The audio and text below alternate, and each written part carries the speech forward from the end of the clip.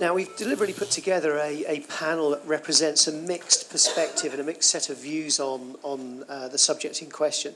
Subject in question being implementation, hurdles and opportunities, together with what we see as what that year ahead might look like in terms of resolving some of the challenges and embracing the opportunities. I thought about attempting to introduce everyone, but I'm actually going to get you guys to do it yourself. But only because it is quite mixed, and I know some of you have worn several hats in this space, and I don't want to get the emphasis in the wrong area. So if we could start off with our technology opportunist, I think is his job title. Hi, I'm Ross Laurie. I've given myself that name because people were giving me hassle on LinkedIn to give myself a proper job title. I don't know if that qualifies. I've been working in this sort of technology for distributed ledger technology. I got interested in artificial intelligence and DLT at roughly the same time, and I kind of see them coming together at some point, not too far off, to make our lives a lot different. I don't know if easier is the right word. And the work I've been doing with Deloitte is around building a platform we've called Smart Identity, because we believe that some sort of self-sovereign identity is going to be key to this future engagement between DLT and AI. So, yeah, that's me. Okay, thank you. Tomasz? Thank you so much. I'm Tomasz Montowski. I'm a CTO at Zerato, which is a process consultancy firm specializing in the uses of blockchain within different business arenas, including energy, defense, financial sector. Over the last couple of years, we've been working on projects that introduced the first blockchain solutions to the UK and to Europe, as well as projects for our partners and subsidiaries in humanitarian aid across the world. So all in all, a blockchain maximalist, at the same time, a realist of what is possible. Thank you, Tomasz. Isabel? Thank you. Yeah, so Isabel Cook. I work as a blockchain R&D delivery manager at Barclays. It's good we had Simon up earlier, because I seem to have been following Simon around the bank, just a few years behind. So I also came through Barclays Accelerator, working at Rise with a number of different startups in that space. And I actually just moved into this blockchain role only 6 months ago, so I'm probably potentially newest into it here on the panel. Don't have a technology background, but looking at this from a delivery perspective, so project managing a number of the experiments that we're working on, engaging with our business stakeholders and, of course, our tech colleagues and startups, consortia like R3, of course, looking at how we might be able to drive some implementations for this in the bank. I think 6 months technically makes you a veteran. Exactly, I know. To be fair, I think in this space it does. But Parish? Hi there. My name is Parish Price-Williams. I'm a banking consultant, and I've also co-founded a travel tech startup where we use technology a great deal. More recently, completed a course at MIT on fintech, and some of the project team that I worked with the other fellow students, we wrote a paper on a fintech strategic roadmap for the UK's largest banks. And then to add to that, once that's finished, my business partner and I are currently experimenting with Ethereum. Stuff. Peter? Thank you. I'm Peter Ferry. I'm Commercial Director of Wallet Services. We are a startup based in Edinburgh out of Codebase, and I was formerly an executive for Microsoft UK and was dragged out of that to do something far more useful by my co-directors, and we are building a blockchain as a service platform complemented by a set of prefabricated use cases which we are about to make available to the world, and I'll have an opportunity to tell people a little bit about that later on in the day. Yeah. Good stuff. Thank you very much. I think what we'll do is, if I could just kick off with one or two questions, then please, I'll come to the audience and start thinking about some of the areas where you have unanswered questions. I guess the most obvious one, and I was talking to at least a couple of you over lunch about this, if we were to look at LinkedIn this time last year, we'd have found, I don't know, 50, maybe 60 people genuinely declaring themselves to be blockchain something, or at least mentioned it somewhere on their profile. If you look this morning, I think there were something like 8,500 entries there. Now, clearly there's an element of this which is respraying or repurposing skills and experience, and there are a lot of genuine overlaps. But what does that mean for you trying to find the right type of people to bring your initiatives alive, and ultimately to ensure you get people where you don't have to spend a tremendous amount of time bringing them up to speed? Who'd like to go first? Yeah, I mean, I think so. So from our perspective, at this stage, I see that as a really positive thing. I'm sure some people see that we're people adding the word blockchain to their LinkedIn profile is perhaps overclaiming or overstating, but actually I see that as a key driver. That to me shows a bit of a tipping point. That we're starting to attract the right sort of tech talent. In terms of internally, it's really important for us to look in-house, of course, as well, for the right sort of developer talent that we're working with. Putting people through R3's quarter training is on high priority to make sure that we're bringing people and upskilling the tech colleagues that we're working with. And in all of the experiments that we work on, we're not just looking at this from a technology perspective. So for us, it's super important that every experiment has business stakeholders, business SMEs who understand the pain points, and then as well, technology colleagues who understand maybe how we can build an application that can solve for those.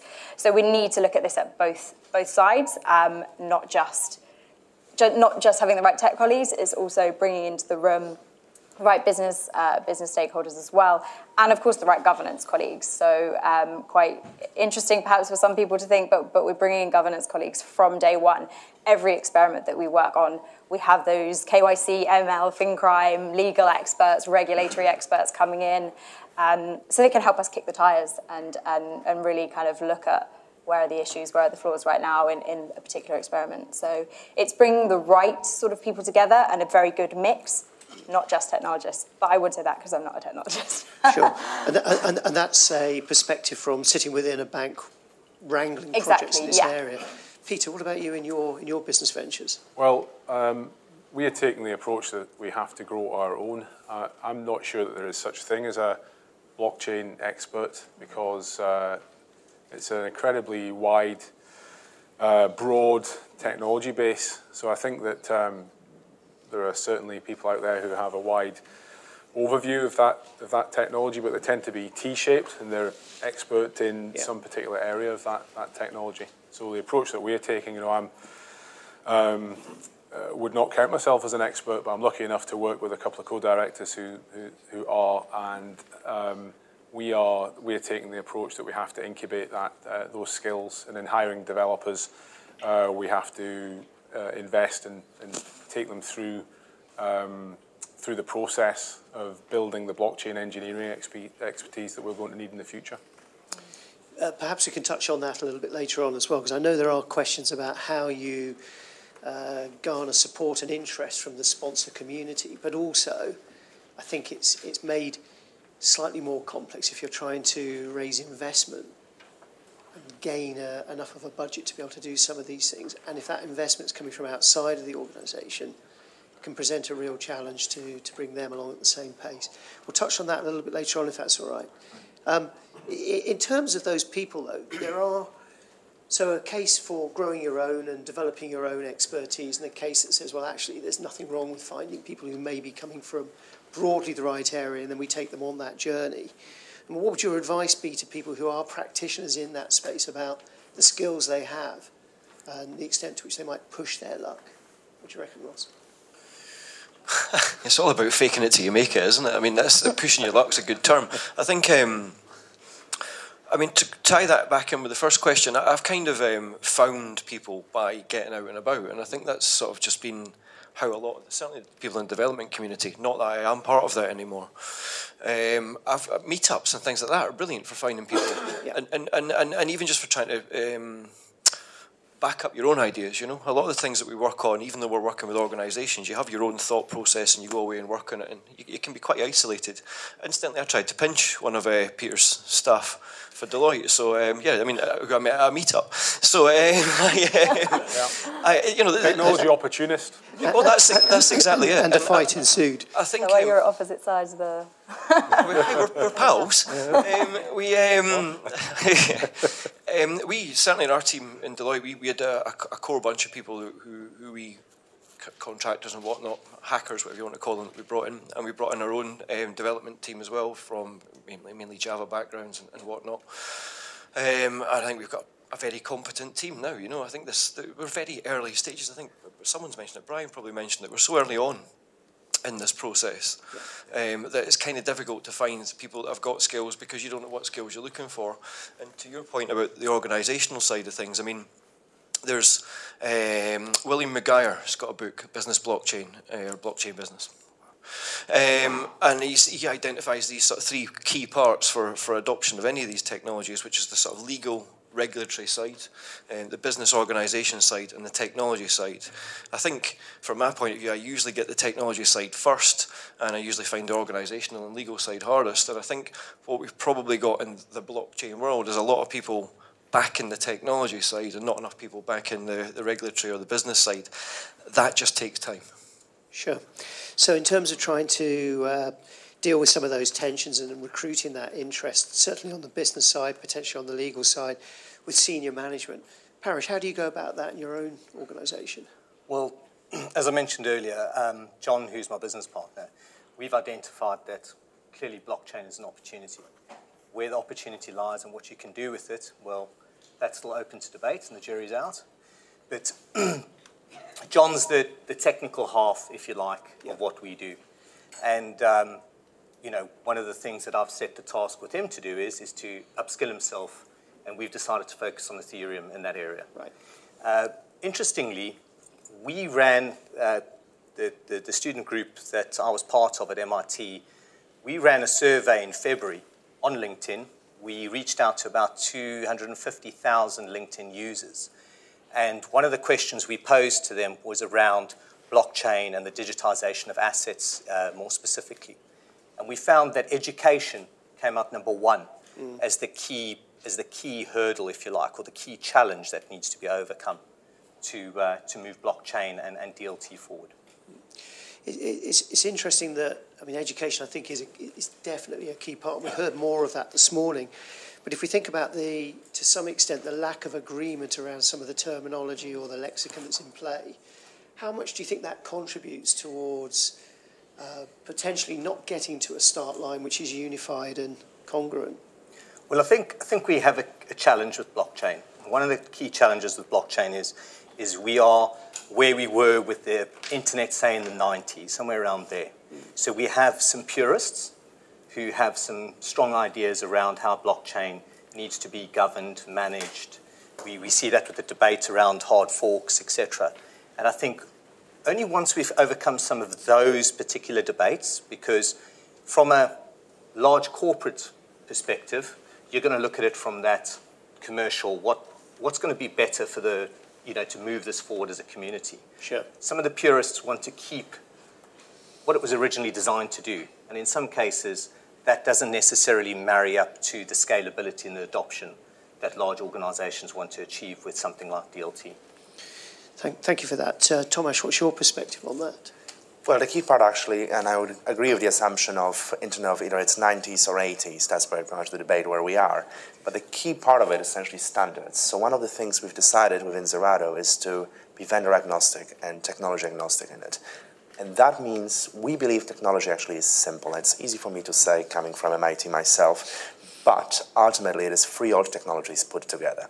So you start with databases, you start with cryptography, and you start with peer-to-peer. And we've had them around for about 20 years. So anyone gets these things together and can put together a blockchain.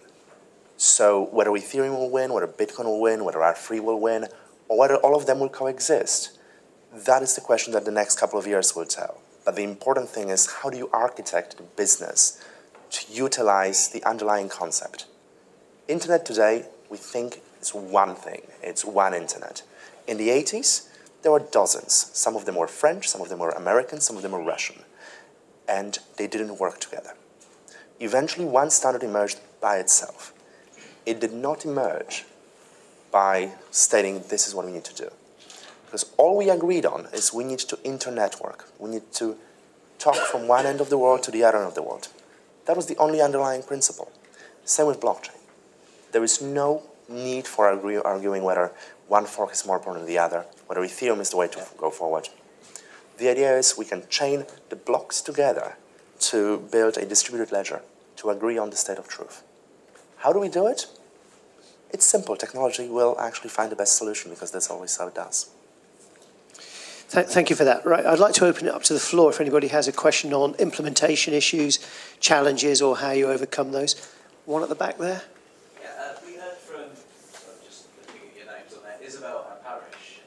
One of you was saying that you picked Corda, and the other that you'd picked Ethereum, and you were getting training to skill up your staff. I'd be interested to hear what was, you've obviously each made a different decision. What did you look into to make that decision? What made you pick that one? So from our side, I should probably be clear, we haven't necessarily picked Corda. We're remaining pretty agnostic, or very agnostic at the moment. As Tomasz was saying, for us, I think we look at this a lot more around design choices for specific use cases. So different blockchains, different distributed ledgers have lots of different, well, we've heard before pretty much, different sort of modules to them to some extent, which you can bring together for a specific use case. So if privacy is a concern and you only want transactions to be seen between two parties taking part in that transaction, then Corda might make sense for that specific application. So for us, I think it's more about making those choices based on the specific use case to what we're looking at. So right now, we're very agnostic on the technology. We are naturally more sort of aligned towards the permissioned ledgers rather than the permissionless.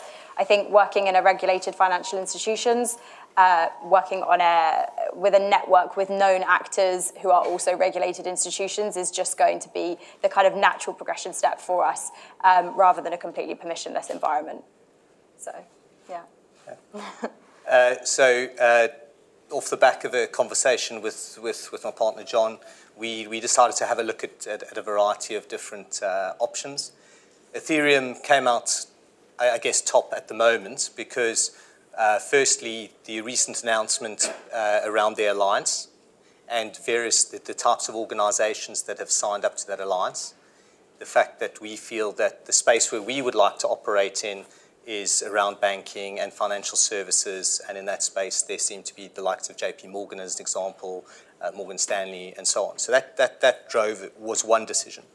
The other piece was around access to education. So from John's perspective as a developer, what I tasked John with was saying, well, what can we learn and what can we learn quickly?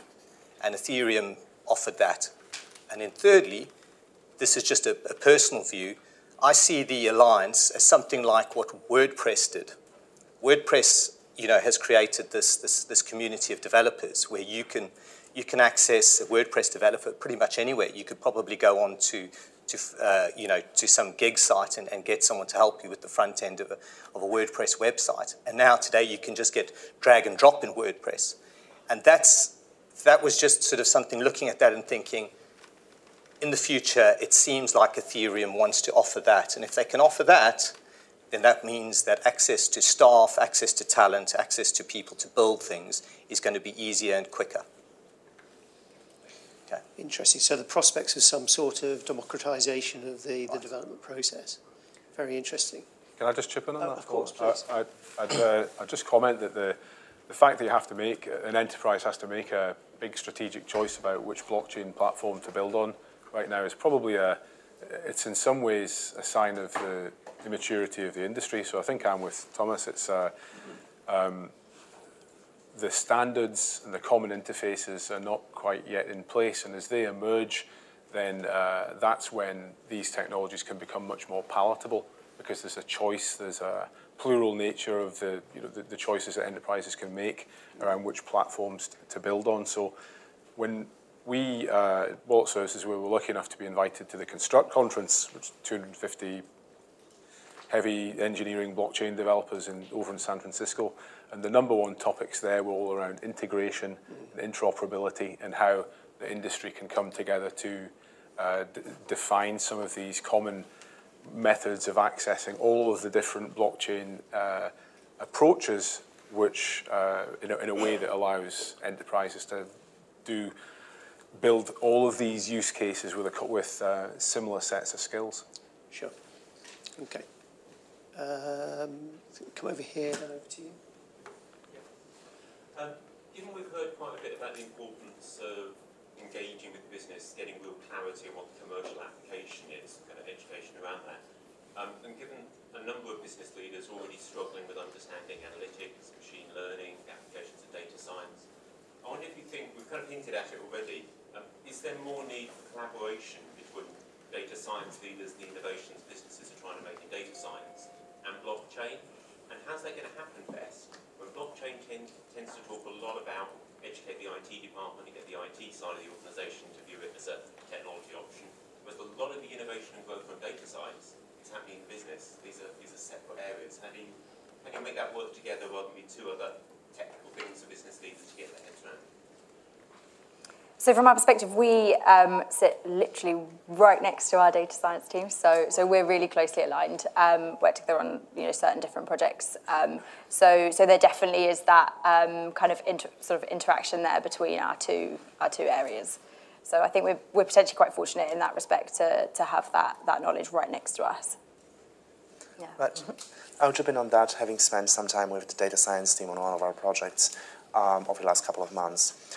The key element on where actually blockchain would fit into the solution, or where business would actually understand what blockchain is understanding where it's being applied. Data science is usually the good way to get in today of analytics, of interconnectability of different elements of a business. Because if you look at a business 20, 30, 40 years ago, there were very different silos internally within an organization. So you had payments, you had accounts receivable, payable, HR, all of these departments completely did not talk to each other. Data science made the first conceptual bridge between those silos, where you have to look at a business holistically, you have to hit certain targets, analyze which decisions actually impact those targets. Blockchain provides this framework for actually tying it together. So everybody talks about intra-business blockchains, where you have multiple stakeholders that are different corporates.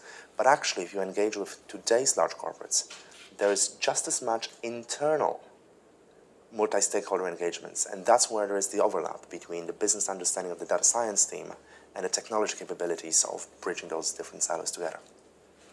Right, so I think there's one other thing that is really key here, and that's the customer. So we need to understand what the customer wants, we need to understand the customer need, and then we need to start there. I think, big data, absolutely important. Blockchain, it's probably going to revolutionize the way we run businesses. But if there isn't a client trigger and there isn't adoption on the product that you're trying to sell, so, what is it that you're actually giving the client? What are you putting in their hands? And then thinking about the delivery of that comes next, and maybe you want to understand a bit more about how the client uses that. Then you'd use data and so on. But the one thing we mustn't lose sight of is that actually the opportunity here is to get products to customers quicker, easier, cheaper, and put it in their hands. Big data is an enabler. Blockchain is an enabler. It's not the product that you're putting in the client's hands, and that's critical.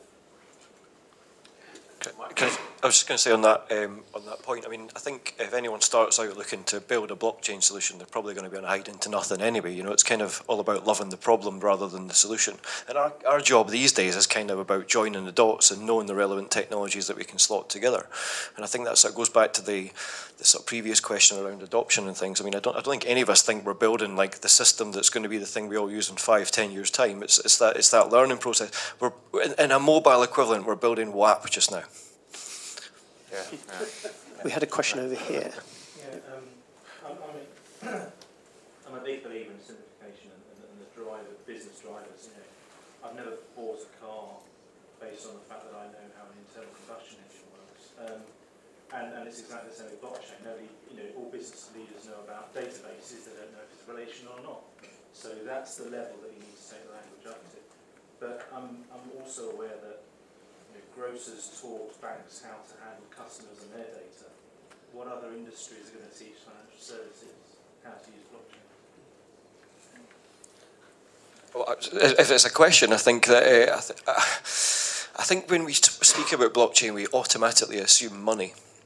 And I think that makes another bunch of automatic assumptions. This is just my opinion. I don't think any of us believe money exists. Cash exists. I think we're seeing movement now. I mentioned at the start I'm interested in the sort of AI aspect of things. I'm very interested in what we will count as money in the next 10, 15 years. You know, at the moment, unless it's cash, it doesn't exist. It's a spreadsheet database transfer. I can see us, well, for example, at the moment, Jaguar are building their cars by putting payment systems on the dashboard. It makes sense to me that our car actually becomes the wallet when we can actually start transporting energy around the network rather than having to buy it from the grid, you know. So I think the longer answer of that question is we need to make sure we don't assume blockchain equals money, and we have to recognise that money might not be what we think it is in 10, 15 years' time. And that's kind of where my starting point is. But I would chip in a little bit on that. I would say actually financial services probably is a side effect of the first blockchain launch, which was Bitcoin. It is then that technology that essentially opened the eyes of the financial services businesses to what blockchain can do. But ultimately, even in Bitcoin system, it's just a record of transactions that we use as a big network of IOUs to essentially come up with who owns what. From that perspective, simplification is absolutely key. Tying it a little bit into mobile analogy, we no longer use the word cellular telephony, even though it's how it works, because it just works. So at the point where blockchain just works, we had just our first client engagement where we delivered a product that internally uses blockchain, and we have never mentioned blockchain because it doesn't matter anymore. It just provides this wonderful ability to have a faith in our transactions. So from that perspective, I would say, let's simplify processes that are within organizations that would be better off if we have this ground truth, ground record, ability to trust in our data. And if we can do it across organizations, suddenly we might see ourselves in solving real problems, getting real business from one point of supply chain to the other, instead of trying to overcome our, to some extent, ancient processes that coexist between those two steps. Yeah, just before we move on to that, there is, if you remember back in the dim and distant past, we had a piece of technology called Twain. Do you remember Twain? Scanners. Yeah, there's a few nods. Twain was a wonderful piece of technology that allowed scanners and imaging devices and cameras to talk to computers. But it stood for something. The mom and pop that came up with it named it Twain because it stood for technology without an interesting name. And there's a danger here that blockchain becomes Twain 2.0 if it is seen as the end game rather than the means to the end. So I think there's a risk in there. Parish? So to answer your question, from a perspective, again, from some of the research we did at the beginning of the year, I think there is an area where financial services can learn from other sectors and other industries, and that's innovation. So the financial services sector has been under pressure from a regulatory perspective. They've had to focus on that and get their house in order. But we're seeing the back end of that, not because regulation is going to be discontinued or anything of that nature, but some of the large-scale regulation pieces will start to come to an end. I think where financial services can really learn and how to innovate and the ways to approach innovation is two areas. One is from fintech startups. So we see a host of fintech startups out there bringing out some fantastic products and services for clients and meeting those needs. The challenge that those startups have generally is around a sticky customer base. They don't have that. The bank has that, so they could partner up and they could work with that startup to get that product to market. And there are a variety of incubators from Santander to RBS that are doing that already. So that's one. The other area where they could also start to really take note, and that's around what's sometimes referred to as big tech. Google, Facebook, they have a customer base, they have a trusted brand. And that there is where the banks can really learn, because those organizations, I think, are going to be the ones to watch for the future. Natural-born disruptors. You know what the funny thing is in banking world is each bank don't trust each other. We're talking about blockchain and we are realizing, basically the blockchain is giving the trust to do transactions with each other. Nowadays, you have banks. This is how the banks have evolved. Like in the worldwide, we have like 30 to 40,000 banks. The whole system, how it is created. If you look at it, the whole idea behind is that we are saying we're going to take out the third parties, intermediates. And if you look at banks, it's like if you look at blockchain, how they are setting things up. First of all, I think they have to learn to trust each other, and then they have to work and collaborate with each other. And they should not forget the purpose of why they are doing this. Blockchain is not, we do blockchain. I think if you think about blockchain, you need to, what is the purpose of doing blockchain? That should be top of the mind. And then who's going to be winning in which blockchain? That's not the discussion about blockchain. That's my opinion. Yeah. Okay, do we have a perspective on the extent to which Yeah, banks I in think, particular need to collaborate? Yeah, I think, we've seen banks collaborate before with the likes of, Swift and Vocalink and previous things like that. But I think where we're seeing the work that's going on in R3 right now is really driving that collaboration forward. And I've had the fortune to be a part of quite a few projects that we're working on there. And you really see exactly that, such a recognised need for collaboration to drive industries forward. Brian mentioned trade finance as an industry, and we've got some of our trade finance experts here today.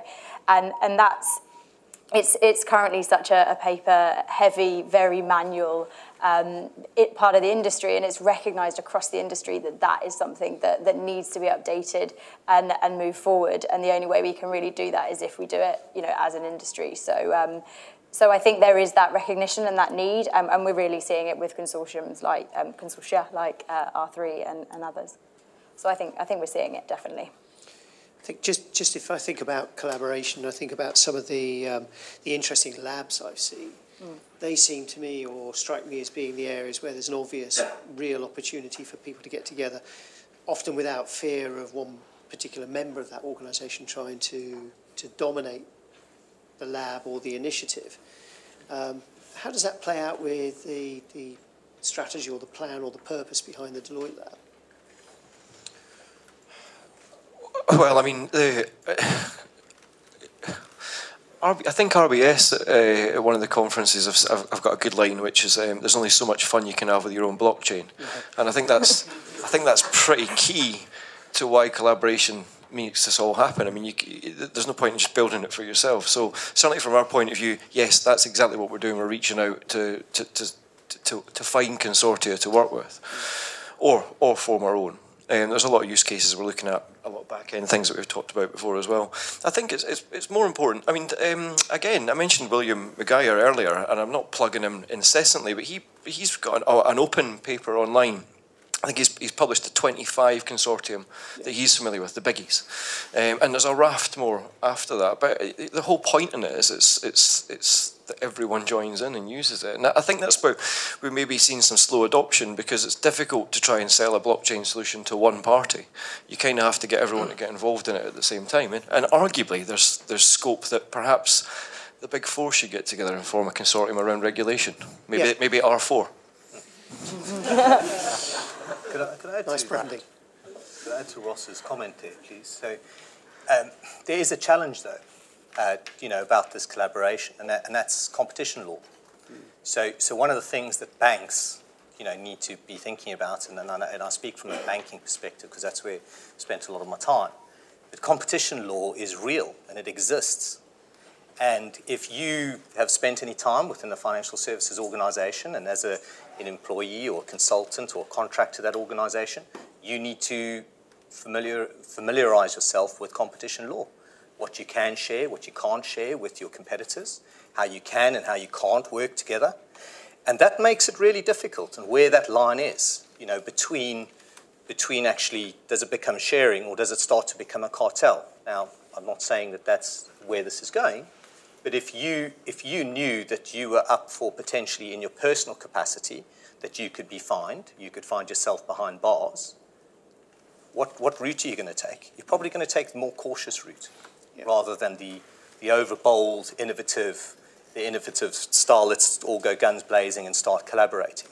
And I guess that's the landscape that we find ourselves in. And one of the things we mustn't do is think, well, banks are slow, or banks don't innovate, or banks don't collaborate. The one thing that banks are really good at is understanding the regulation. Well, add a little bit to that Sure. on slightly different angle. Two questions, actually. Back to the audience, essentially. From the startup perspective, the real collaboration should happen between fintechs, because that's where there is a chance for a new process for it. And if we do that together, that's the right way potentially to go forward and actually form a counterbalance to these central, slow to innovate organizations. And to kind of counter the argument, a lot of times there's something which I dub chilling effects in banks, which is you have the regulators, you've had the organization that actually is able to change the law, you've got legislators, you've got the European Parliament, you've got British Parliament that can change those legislation for the benefit of the consumers.